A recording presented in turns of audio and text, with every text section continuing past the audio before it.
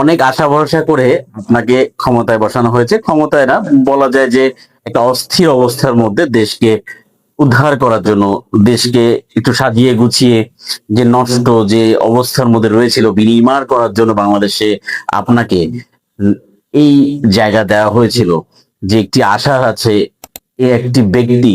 কারণ আপনার অবস্থানে বর্তমান বাংলাদেশে এমন কোনো ব্যক্তি পাওয়া যায় নাই যাকে বসানো যায়, কিন্তু আপনি সেই জায়গাটি ধরে রাখতে পেরেছেন। জনগণ যে জায়গাটা চেয়েছিল আপনি একটি সুন্দর পরিচ্ছন্ন ব্যবস্থা তৈরি করবেন যেটা কিনা পরবর্তী বাংলাদেশকে এগিয়ে নিয়ে যাবে, কিন্তু আসলে সেটা করতে পারেননি। হাসিনার লোকদিকে এখনো রেখেছেন, এজেন্ডাকে এখনো রেখেছেন। যে প্রশাসনকে সাজানোর দরকার ছিল সেটাকে সাজাতে পারেন নাই। প্রশাসন নিশ্চুপ থাকে, আর্মি দিয়ে আপনি দেশ চালাতে হচ্ছে কেন? এমনটা কেন? আর্মি তো এখানে থাকার কথা নয়। দয়া করে একটু ভাবুন, চিন্তা করুন, আপনার শক্তের জায়গা রয়েছে, আপনি কেন শক্ত হচ্ছেন না আমি জানি না।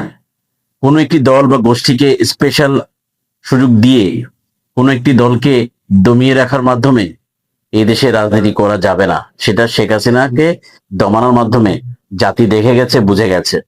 নতুন করে কোনো ধরনের কিছু বিনির্মাণ করার জন্য কোনো পলিসি, কোনো কনস্পিরেন্সি মেথড তৈরি করবেন, সেটা কিন্তু জাতি মেনে নিবে না। দয়া করে কথাগুলো মনে রাখবেন।